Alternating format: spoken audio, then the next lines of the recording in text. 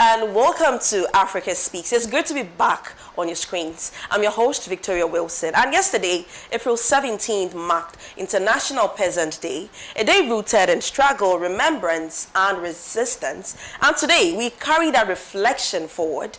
This week, we turn our focus to the land, to those who feed nations, yet remain among the most marginalized. Across Africa and the global south, peasants continue to confront land dispossession, corporate control, and economic systems that place profits above people. International Peasant Day is not just a date on the calendar. It is a reminder that the fight for land, food sovereignty, and dignity is ongoing and deeply political. So in this episode, we center the voices of those on the front lines of that struggle. We explore what that resistance means for the future that we are building. So stay with us.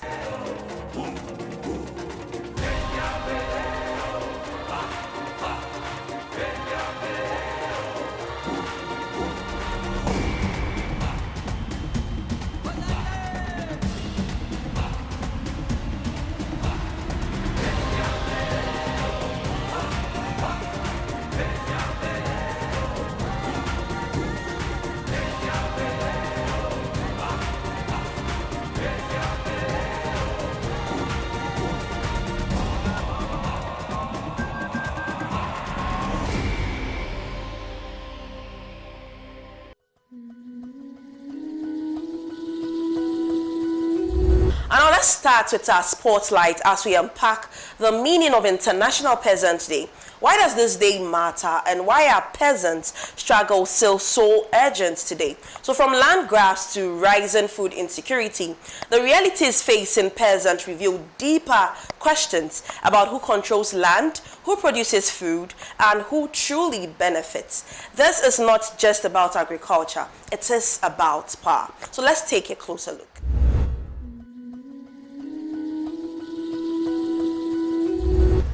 Tonight's spotlight on Africa Space, we mark the International Peasant Struggles, which was celebrated on April 17th. This date was chosen to honor the 21 peasants who were massacred by military police in El Dorado dos Carajás, Brazil in 1996. Their only crime was demanding agrarian reforms. 30 years later, La Via Campesina, the global peasant movement, continues to declare this date a day of resistance. It is a date which honors the peasants standing against imperialism, neocolonialism, and the criminalization of their struggles. But while we mark this day, we also need to ask a fundamental question. Who is a peasant? A peasant is someone whose life is rooted in the land, a smallholder farmer, someone who grows food, not for corporate profit, but for their family, their community, and their survival. On this continent, that is not a rare or marginal way of life. It is how hundreds of millions of African people live every single day. Over 70% of Africa's people are peasants, according to the Constitution of Mvwata, the National Network of Smallholder Farmers of Tanzania. A peasant is defined by their class position in society and not the amount of land they till. These are people who feed Africa, yet the very system they sustain is designed to keep them poor. Here is why. Imperial capitals has always had a problem with peasantry, a community that grows its own food, saves its own seas, and controls its own land. Is a community that does not need to beg. It cannot be easily exploited, and so from the colonial era to the present, the goal has been consistent. Break that self-sufficiency, make the land available for profit, make the people dependent. That is precisely what structural adjustment did. The IMF and World Bank spent decades pressuring African government to cut farming subsidies, dismantle state support for agriculture, and open the food market to cheap foreign imports. This was dispositioned by another name, peasant farmers who had fed themselves. Their nations were suddenly competing against subsidized industrial agriculture from abroad and losing. the consequences are still with us. Across Africa today, fertile lands is being signed away legally with government approval to commercial interests. Meanwhile, communities that have farmed the land for generations are left with nothing. Their fields become export plantation. The food that once nourished local families now fills containers bound for foreign markets. Look at the cocoa belt of Ghana and Cote d'Ivoire. The farmer who plants, tends and harvests the cocoa bean earn only a fraction of what chocolate bar sells for in a European supermarket. The processing, the branding, the profit margin, none of it remains here. This is not a market insufficiency. It is a colonial trade structure still functioning exactly as it was designed to function. Many of our African revolutionaries understood this deeply. Thomas Sankara told the people of Burkina Faso, "He who feeds you controls you. We must produce what we consume and consume what we produce." He did not just say it, he built it. Within 4 years, Burkina Faso achieved food sufficiency. The peasant farmer was at the center of the transformation. Sankara was assassinated shortly after. That sequence is not a coincidence. Amilcar Cabral, who led the liberation of Guinea-Bissau, went even further. He urged that any political movement disconnected from the rural poor was building on sand. The peasant, he said, was not just a subject of liberation, it was the engine of it. The land question for Cabral was never a side issue. Julius Nyerere understood that agriculture and the peasantry were the backbone of Tanzania's economy. His philosophy of Ujamaa and the African socialists greatly emphasized this. That truth has not changed. Today, La Via Campesina unites more than 200 million farmers, farm workers, and rural communities across 80 countries around single demand: food sovereignty.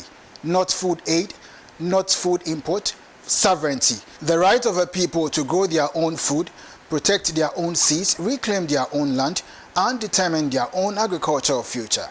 Progressives and socialist movements across the world stand behind this demand because we recognize that we face one enemy: imperialism. On this International Day of Peasant Struggle, the message from Africa remains what it has always been. The land belongs to those who work it. That is not a radical idea, it is a truth. The land remembers who belongs to it, and so do the people. That is all on Spotlight on Africa Speaks. Let's hear from the movement of peasants across the continent who are fighting for their rights. My name is Danny Otuesante.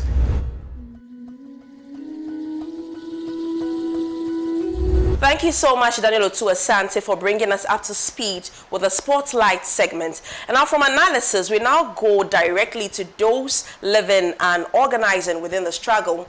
In this special combined segment, we hear from Comrade CD of the Kenyan Peasant League and a representative from ZIMSOF as they share their realities on the ground, from land rights to food sovereignty, from resistance against corporate control to building alternative rooted in community.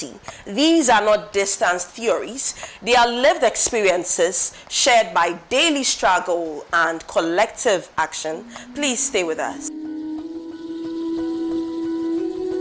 Yeah, thank you so much. My name is David Otieno. I'm a smallholder farmer from Kenya and a member of the Kenyan Peasants League.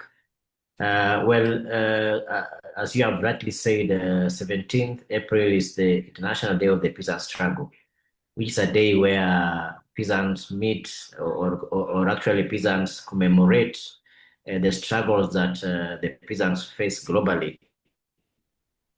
Yeah, so in Kenya, the peasants are facing a lot of struggles. For example, starting with the struggles around seeds, GMOs, issues to do with the punitive seed laws.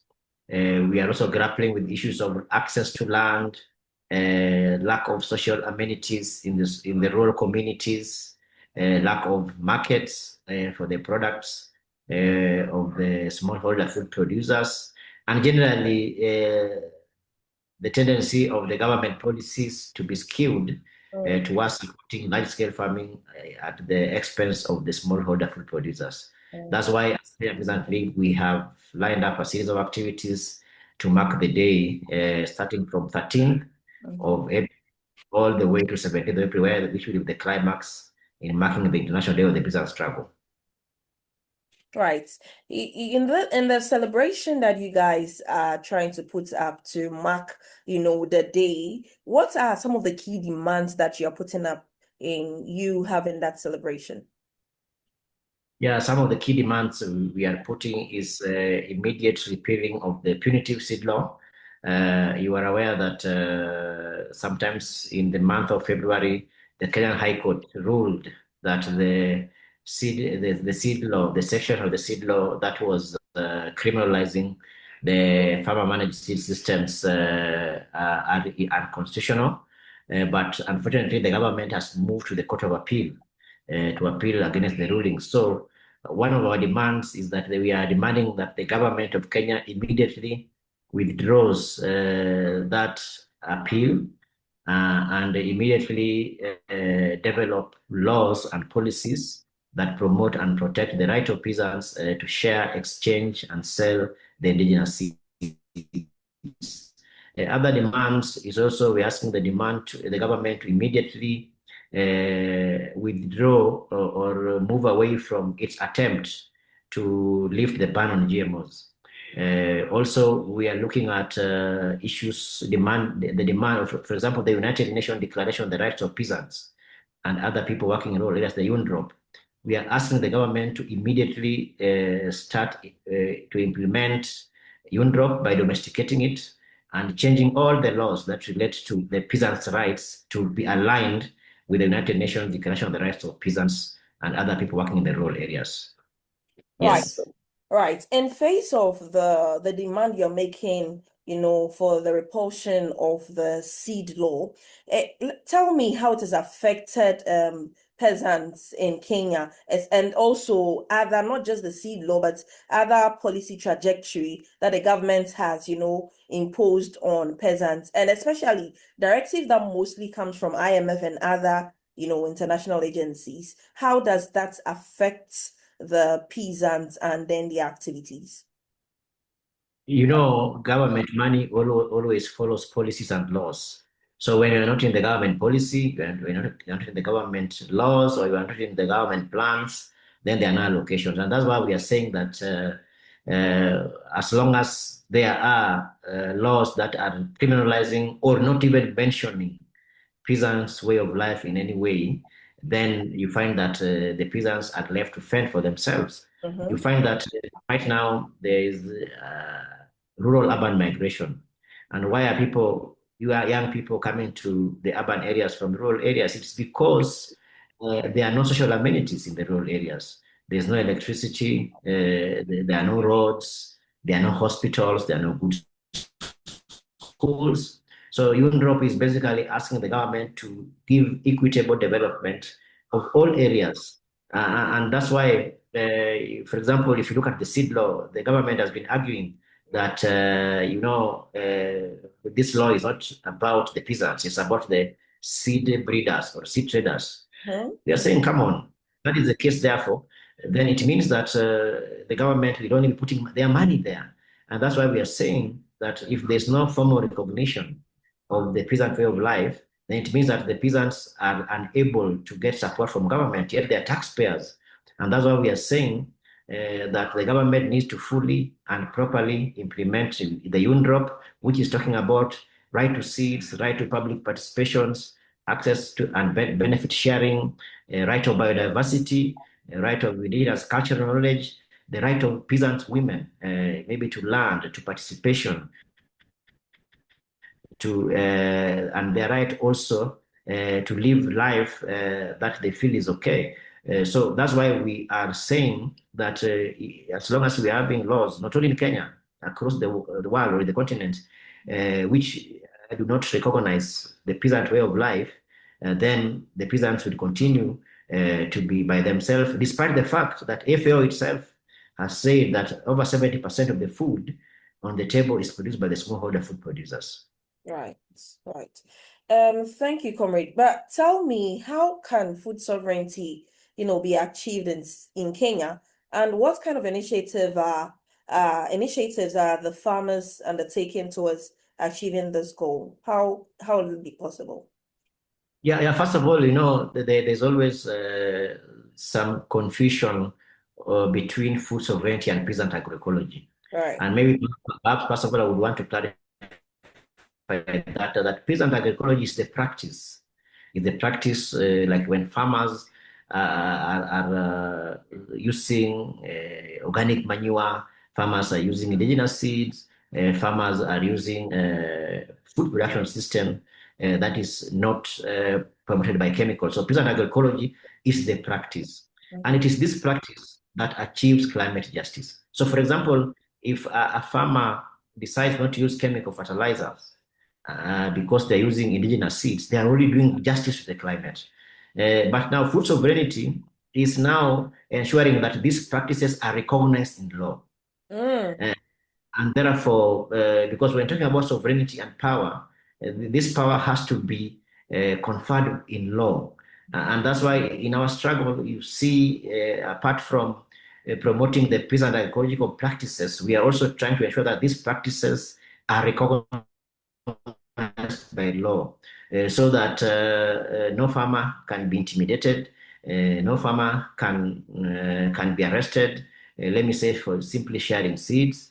No farmer should be arrested. Let me say for selling their products on their farm. In Kenya, we have laws, for example, that criminalizes a farmer. Like I can't come to your farm and buy maize. You have to go and take it to the market.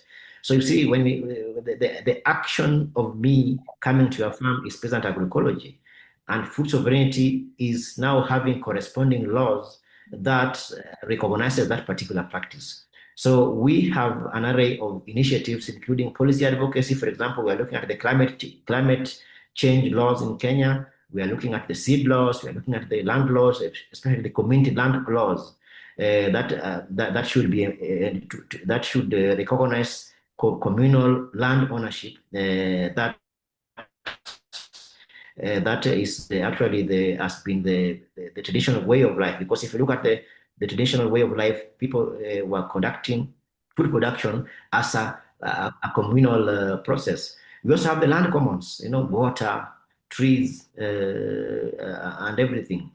So if we don't have laws that are protecting the land commons, or let me say laws that are protecting the peasants' rights to access water, peasants' rights to access the markets, peasants' rights to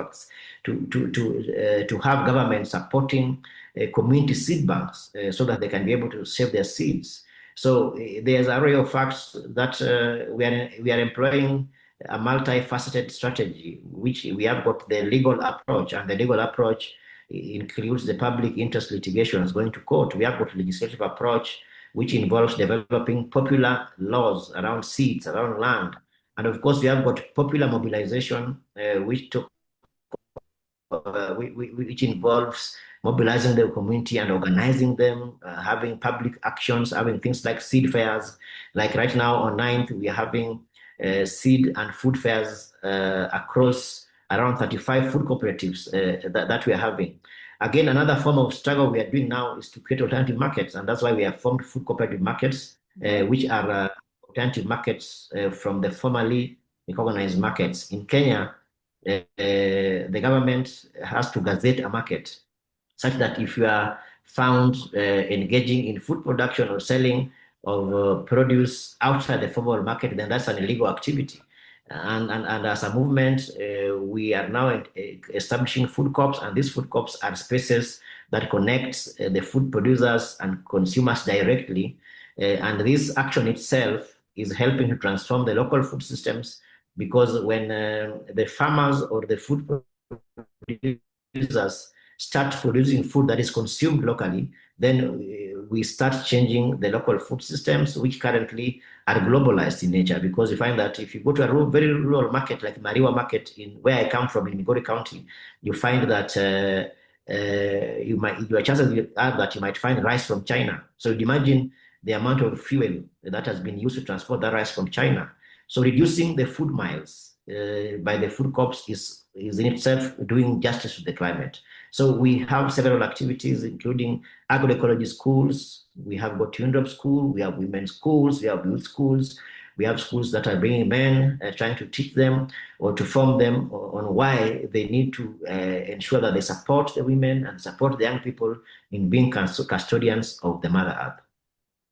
Wow, that's quite interesting. Those are actually, strategic initiatives that you're taking right there. But you know that the peasant question is not in isolation. It's not a struggle in isolation. So in the face of all this, what do you think is the role of international solidarity, in the struggle, in the Kenyan peasant struggle? Yeah, of course, the offensive, the neoliberal offensive is global in nature. And Yeah. that's why we have transnational corporations. And therefore, for us to deal with the transnational corporations, then we have to have transnational movements. And it means that the same corporations that are in Ghana, that are in Kenya, that are in South Africa, are the same ones. And you find that some of these corporations have got their headquarters in the global north. And Absolutely. that's why we say that nowadays the global north and global south is not about direction or compass direction. It's about there's global north in Kenya and global south in Kenya. There's global north in Accra and global south in Accra. Just like there's global north in London and global south in London. So the unity of all the global south in the world is very instrumental because, for example, we might not have capacity to petition a corporation based in Copenhagen in Denmark. But when we have movements in Denmark, then they can be able to raise those issues in the Danish parliament to be able to mobilize the people in that area to advocate against. And we have seen globally even the issue of war. Right now, the war, the US-Israel war in Yeah. Iran, Iran. you find it's affecting the peasants because the closure of the Strait of Hormuz, for example, is disrupting the movement of fuel. And this is underscoring why we need to have localized food systems, because when you have global food systems, then such shocks disrupt movement of food, because you find that those farmers who are dependent on chemical fertilizers and pesticides have to wait. But if we have localized food systems, then we are able to protect ourselves from such shocks. And that's why we are saying that in the face of this war and the globalized offensive, the only option is for the peasants to keep on producing more food, keep on ensuring that they have systems that are able to feed their people, so that the people can continue eating. There could be localized trading among the peasants, farmers. We also have issues of alternative currencies, because you find that right now in our markets we're introducing coupons where those food producers or those consumers who are unable to get money, and these coupons are recognized by members of the food cooperatives. So that it means that if I have a coupon, then I can come to somebody's farm and get milk and get eggs. And the person who sells eggs can go to another farmer who is making shoes. They can make shoes, and the shoemaker can maybe get a farmer who is having a bicycle to transport the food to the market. So creating such systems is one of the ways of ensuring that we create a new world which is based on the peasant way of life. Right. Thank you so much. It has been an interesting discussion right here with you, comrade, on, the day-to-day activities and day-to-day life of peasants in Kenya. Thank you so much. We are glad having you. Thank you so much, and Amandla. Away.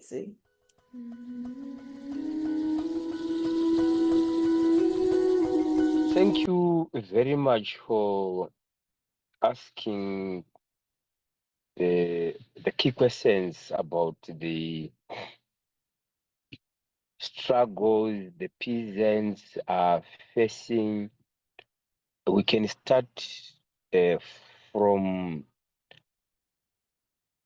my local place where I'm staying. I'm in Zimbabwe, just in close by, or in fact in Great Zimbabwe. So first of all, before I mention those struggle, I'm always worried and asking myself sometimes, when we are talking of the struggles, what are we talking about, and where are those struggles coming from, and who is making those struggles becoming an issue to each and everyone throughout the world. So sometimes we are using, I don't know, the word struggle itself. It means a lot when it comes to issues regarding to ourselves, because struggles, it's something which makes you feel uncomfortable. So you'll be trying to make sure you restore your identity and what belongs to you is functional. So as peasants in Zimbabwe, I can even define it in two different ways. Because personally, I am living in a rural community where I am staying freely without any doubt and believing in what belongs to me, because I am connected to nature. And some of the people who are living in urban areas are also living a life whereby they are demarcated and being restricted to live a normal life, because it's like if we are having a stand, we have been given a stand by a council and whatsoever, you are limited to move beyond what they've pegged for you, meaning to say you are not living a normal life. You are a servant within a certain area. Unlike myself, I am connected to nature. The nature knows me and I know the nature. So some of the struggles, we are giving ourselves pressure and a life whereby we are becoming servants of our own life because of someone who have come in the name of investment. And right now we are talking of struggle. Struggle means we are being given something new in our own life. Instead of us living a normal life, someone came in the name of investment. But end of the day, we are said we are struggling. So on the other hand, as peasants in Zimbabwe, we are always encouraging each and every farmer or peasant to stand on his or her own feet, defending what belongs to him or her. We are talking of the struggle against access to land. Some people, they don't have land. You know, Zimbabwe, we have fought and we have managed to take what belongs to us. It's very rare for some of the African countries and people to be at the level where we are today as Zimbabweans. That is the reason why we've been sanctioned, because we have taken what belongs to us. So those who think their notes and coins are important than what we have taken, they are just wasting their time. That is the reason why those sanctions doesn't even affect myself and my life in a place where I'm living right now. So first of all, we are talking of access to land. We are talking of the struggle against these. We are talking of seed companies, the multinational companies, who are bringing new varieties and imposing new laws and policies that are discriminating and affecting farmer saved seeds, peasant saved seeds. And this word peasant is something like it's just like undermining someone. So one, I've mentioned the issue of land. I've mentioned the issue of seed and food. Let me mention another struggle that we are talking about. You know, the recognition of women. Right now, we are talking to me as a man, but my wife is at home, making sure she's playing a bigger role than myself. So we have to recognize, because these are seed savers. They are the custodians of the seed and the food. They know exactly what is needed on the table. So we are also fighting for their recognition. Even the youth, we are also trying to bring them on board so that they are recognized, because they are the future generation tomorrow. We are talking of the struggle in terms of territories. I am not supposed to be limited to do whatever I want in my own. I have to make sure I do protect everything, and I have access when it comes to water, to land, soil, fisheries. All the territories belongs to us. I have to make sure I do have the access and make sure I am protecting those territories. So we are talking also we are also talking of the struggle. But look what is happening now. The spread of diseases and the rate and the diseases are being affecting us. We are talking of nutrition itself. We are talking of nutrition first. When we are talking of nutrition first, we are not talking of quantity. We are talking of quality. Those who are in business, they are talking of quantity. They are not talking of quality. So if we are talking of nutrition first, we are talking of let us respect our health, because you can't even work when we are not feeling well, when you don't have a stable health. So when we are talking of health, we are talking of nutrition first. Nutrition can only be achieved when we are producing quality seed and food. So we are also talking climate justice. Whatever we are doing, let us respect what belongs to us, the nature, the environment, the ecology itself. Meaning to say, even if we are talking of farming, let us not focus on one thing. Let us focus on whatever we are doing, let it be friendly to the environment. We are talking of agroecology. We are demanding that space to each and every human being. We are demanding, we are in fact encouraging, or let me use encourage. If I say demanding to who, but we are encouraging each and every person to be very friendly to the environment. Right. So those are some of the struggles we are always talking about and encouraging the living being. That is the reason why we are having some festivals, field days, making sure the message is being sent out there. So in brief, these are some of the struggles Zimsov is doing here, looking at the International Peasants Day. So in brief, I can just wait for you to come back to me so that we can have a discussion. Thank you. Right, comrade. You see, when you were talking, you made mention of the, seed law. I know that Zemsov has actively taken up the issue of seed law. Can you please elaborate on that issue and tell us why it is important for farmers in Zimbabwe? The funny part of it, is something funny. So those who have been given space to come and invest, I'm talking of the multinational companies. They came and they were given space to do their business.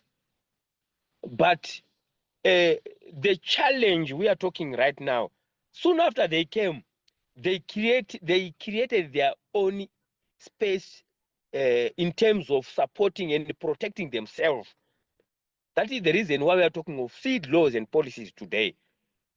The laws are protecting the investors, the seed companies. So the current laws are protecting them. The laws doesn't do anything with farmer safety seeds, the peasants safety seeds. Let me call it that way. Because here we're talking of farmers, but at international level, we're talking of peasants. But to be honest, these laws are protecting multinational companies, those who are in business, the Monsantos. They have got, in Zimbabwe, we are having Seed Corp and so many. I can mention the few. I am not even afraid to mention those seed companies. You see, so the laws are there to protect them, to produce and keep on producing and releasing new varieties. And you know, something funny to me always, something funny to me. They said they are producing new varieties each and every year, saying these varieties, they suit the environment. We are talking of climate change. Because these varieties they are producing, it's like they are stealing money from farmers' pockets, the peasants' pocket indirectly. Because how can you talk of producing a new variety today? What is causing the old variety not to perform? It's not about the performance of the variety. It's an issue dealing with the condition we are giving the seed itself. Meaning to say, if you don't provide the seed what it wants, it needs, or it suits it, then it end up performing badly. But if you create an important space and conditions favorable to the seed, it is going to perform well. That is the reason we are talking of agroecology. It makes the seed perform very well. So the seed laws are protecting these seed companies. They are the ones who are formulating these seed laws, but they are discriminating farmer safety seeds. That is the reason why we are not saying no, this is not good to us. We can't even follow this. Do you know we have? I'm sure it should be last month. We had an awareness campaign in terms of the new plant breeders bill, that the recent one, the UPOV one. We created space so that we brought farmers from throughout Zimbabwe, so that we alerted them. This is what is happening right now. Zimbabwe is part of the signatory, but you know what they are saying? This is in an international issue. It doesn't have any effect to what we are doing. But I told them, why are you talking of international issues without even protecting national issues? So the laws are discriminating what belongs to farmers. So we are demanding that space, that no. Don't talk of international. Let's start locally. Let us do what we call bottom-up approach, not top-down approach. Yeah. That is why we are here today as ZIMSO, to protect what belongs to the farmers. Right. Comrade, so finally, what is the significance of international solidarity in your struggle? Because you know that the struggle that is going on within the peasant farmers is not just in Zimbabwe alone. It cuts across all countries that that's peasantry. So how is it like the international solidarity? What is the significance for your organization? I don't want to talk too much about this one. If you know the enemy is not in Zimbabwe only. The enemy we are fighting is throughout the world. Is the same enemy. The same beast we are fighting today is the same beast in all the continents. So when we are talking of international solidarity, or the struggle within at international level, it means we are fighting the same enemy together as a family. We are one. Do you know how big is Monsanto is? Monsanto is not in Zimbabwe only. It's international. You know, they don't sleep, but ourselves, we sometimes sleep. That is the reason why we are always defeated. So international struggle, it means we are fighting the same beast, the same enemy. So what it means, it means we have to come together as a family, regardless of color, race, and religion, whatever. We are human beings. We have to make sure we defend what belongs to us, because these transnational corporates, they are everywhere. They are doing business everywhere. You know, I'm always worried. The one thing I'm always worried is like, you know, it seems like we have got everything, but we don't know how to use what belongs to us. That is the reason why you can see they are looting resources from ourselves and come back tomorrow and selling it and making a lot of money. Because we have got everything, but we don't know how to use it. That is the reason why we are suffering. That is the reason why I say we are in a struggle. You mean to say it doesn't make any sense for myself to struggle in my own in my own territory, in my own country, struggling. It's someone is making me struggle. That's funny, making me struggle in my own territory and my own belongings. It's something I am always worried about.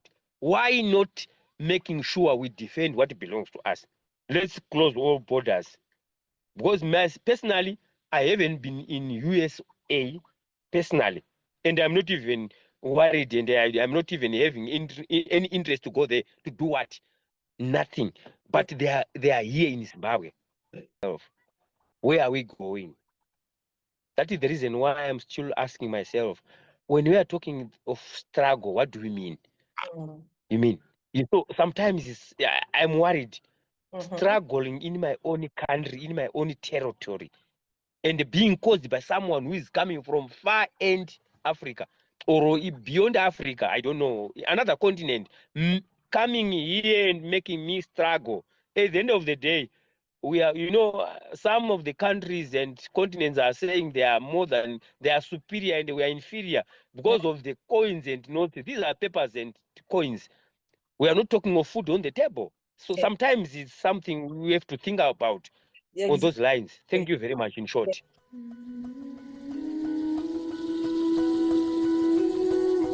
Those were insightful conversations right there. Now let's turn to our dispatches where we connect struggles across borders. We begin with a growing solidarity with Cuba, where voices from across the continent are standing firm against decades of blockades and external pressure. We'll hear from a comrade from Benin alongside the Young Peasant League in the Democratic Republic of Congo, both raising their voices in defense of sovereignty and international solidarity. And finally, we examine the renewed conversations around reparations following the UN resolution with perspectives from the socialist movement of Ghana, highlighting why reparations remain central to justice and not just historically but materially in the present. Different locations, same struggle for dignity, for sovereignty, and for collective liberation. Let's get started. Quant à nous, la relation entre le Kiban et notre organisation, c'est au travers l'ambassade de Kiba. Cette relation date de 2024 lors de notre participation à la conférence de paix, de solidarité entre le peuple, paix et amitié, et qui était organisée à Niamey pour soutenir le peuple du Sahel. Lors de cette conférence, nous nous sommes rencontrés avec l'un des piliers diplomate cubain, M. Julio César, qui était là, le camarade Julio César, qui nous a fait rencontrer l'ambassadeur de Cuba à Niamey.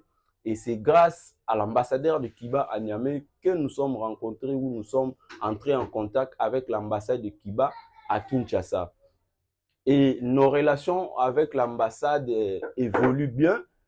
Et c'est grâce à cette relation que nous témoignons avec sincérité notre solidarité avec le peuple cubain face aux menaces des États-Unis d'Amérique, face aux menaces du gouvernement Trump.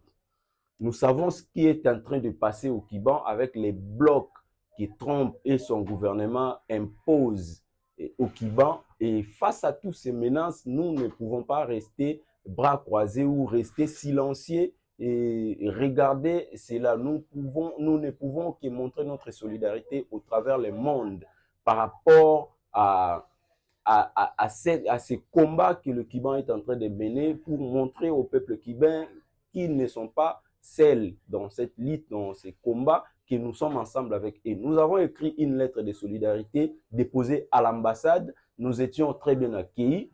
Et nous avons également invité monsieur l'ambassadeur à notre activité pour clôturer le mois de la femme, les femmes ont organisé une activité pour montrer encore la solidarité avec le Kiba. Et monsieur l'ambassadeur du Kiba était présent lors de cette activité. Nous avons également une activité prévue la semaine prochaine avec monsieur l'ambassadeur où nous allons déposer maintenant la déclaration du Pan Africa Today.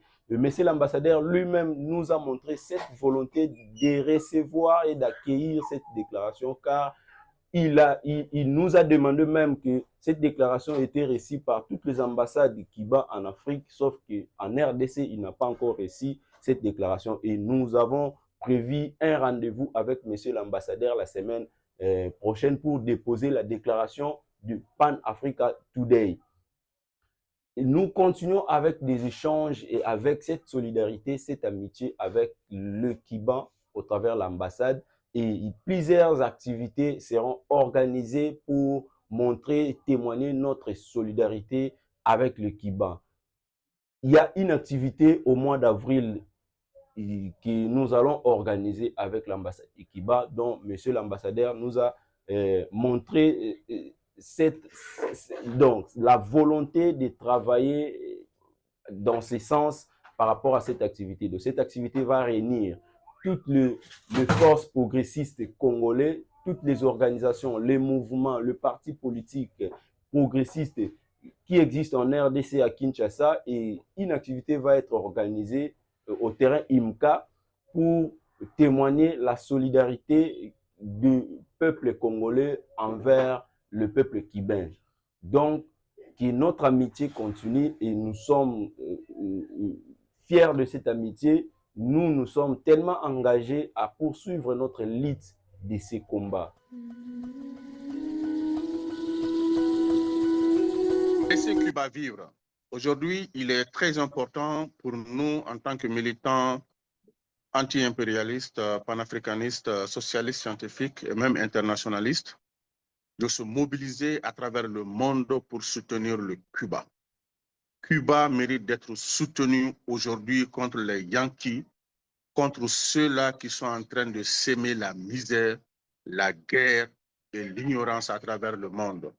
C'est pourquoi en République du Mali, en tant que responsable d'associations progressistes, nous nous sommes mobilisés. Nous participons aux différentes rencontres initiées par l'ambassade de Cuba à Bamako et pour pouvoir apporter notre soutien, notre solidarité agissante avec le peuple de Cuba. Et au-delà de ça, nous participons également à des campagnes médiatiques à travers les médias et les réseaux sociaux et pour vraiment dénoncer le blocus américain contre le peuple digne de Cuba. Vive Cuba, et Cuba mérite d'être soutenu et nous resterons aux côtés de Cuba pour ce combat et pour toujours. Parce que Cuba était là quand le peuple africain se dressait de toute sa taille pour sa dignité et pour son honneur. Cuba mérite d'être soutenu et nous soutenons pour toujours Cuba, tous pour chacun, chacun pour tous, et la victoire est certaine.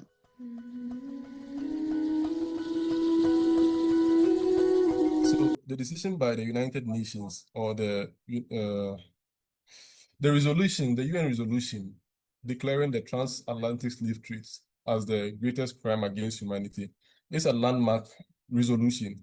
Reasons being that it seeks to bring to bear or it seeks to draw attention about one of the historic crimes, historic injustice, historic oppression committed against a people. But then this resolution was championed by Ghana, led by His Excellency John Dramani Mahama. It's very important that we point out some kind of double standards within this particular situation.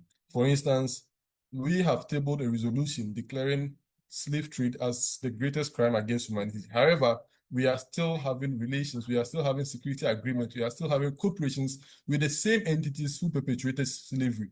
It is not surprising that these same entities who benefited from the transatlantic slave trade abstained, and some of them voted against that particular resolution. It tells you that these are people who are not willing to admit their mistakes, and they are willing to commit similar crimes in different forms. And so tabling such a resolution and still having agreement with them, still having cooperation with them, such that, and I'm not against we having discussions and we having collaborations with other countries, but to have agreements such that it seeks to, bring to bear the same historical happenings that were against the working people of Africa is something problematic. For instance, Ghana shamelessly hosts the U.S. military base. I mean, there's a U.S. military, Ghana-U.S. military agreement between Ghana and the United States, which gives the U.S. military some kind of unrestricted access to Ghana's space.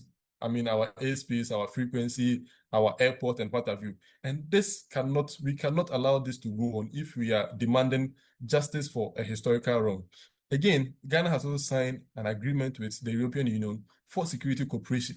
And this is also something problematic. And so, in as much as the resolution is a landmark one, we need to point out certain, challenges, certain flaws within the system. Having said that, we also do not have to also play to the advantage of some propagandists who benefit or whose source of livelihood depends on the same institutions that perpetuated slave trade. For instance, those, civil society, those elites who claims this reparation struggle should not be allowed to go on, who claims Africans do not have a right to demand for reparations.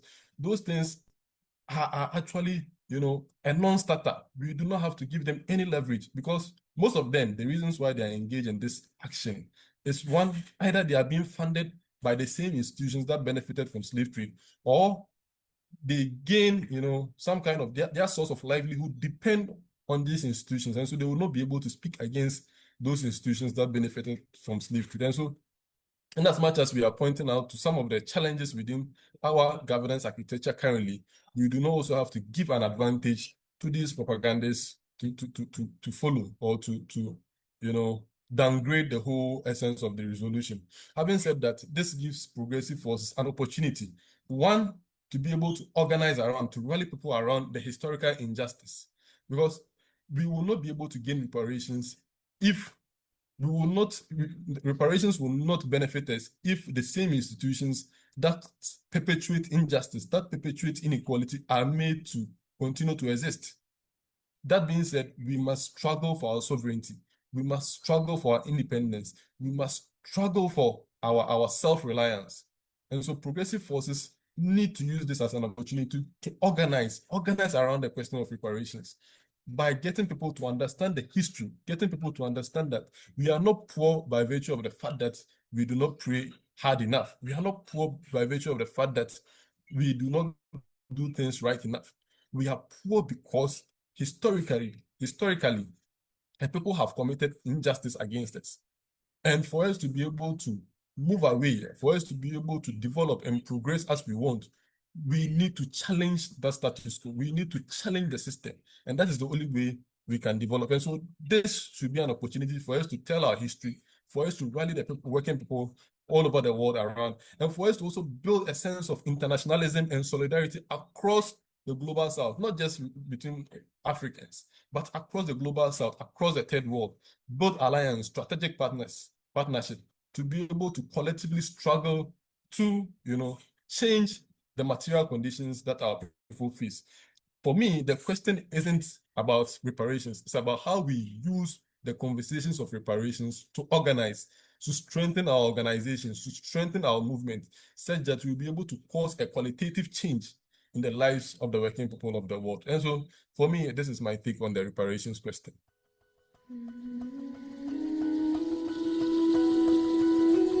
And finally, we turn to history, not as a memory, but as a guide.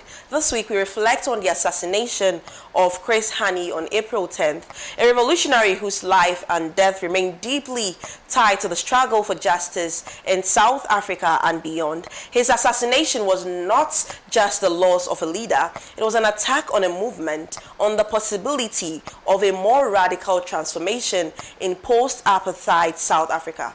As we honor his legacy, we are reminded that the struggle for land, for equality, and for true liberation is never without a cost.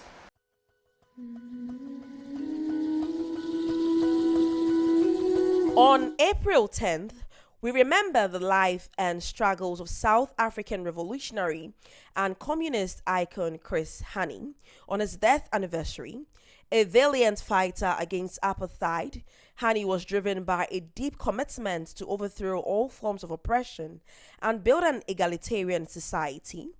Hani was a leader of the South African Communist Party, the African National Congress, and the armed organization Mkhonto Weziwe, or MK, and played a pivotal role in building the organizational structure that was able to mount a powerful challenge to the apartheid regime.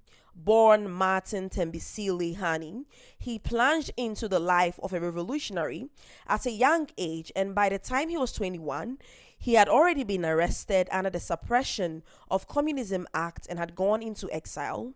Hani received military training in the USSR and played a key role in the MK offensives that were part of the Zimbabwe War of Independence.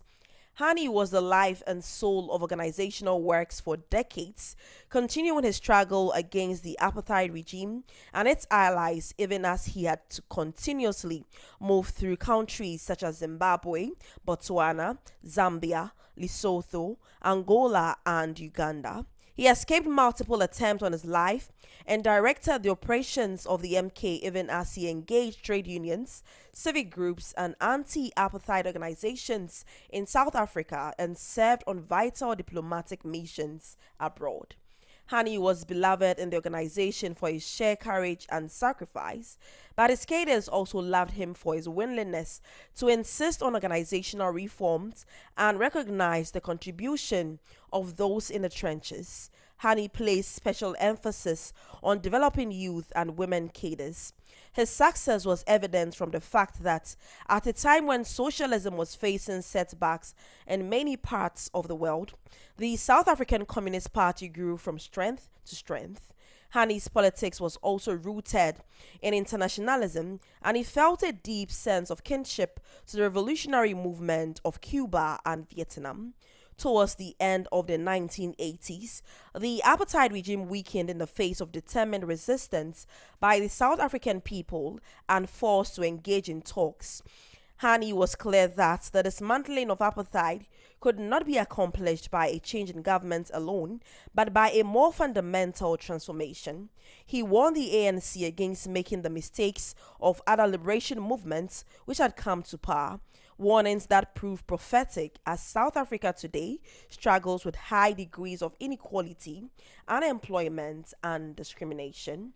Hani's politics was a danger to those who sought to prevent such a transformation. On April 10, 1993, he was assassinated by an anti-communist who used a pistol belonging to a far-right member of parliament. To this day, it is unclear if Hani's killing was the work of isolated individuals or part of a plan by the apartheid state.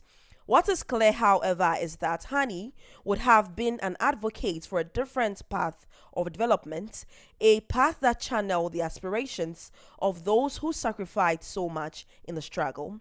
As people across the continent continue their revolutionary struggles to build a just and equitable social order, we remember the words of Chris Hani.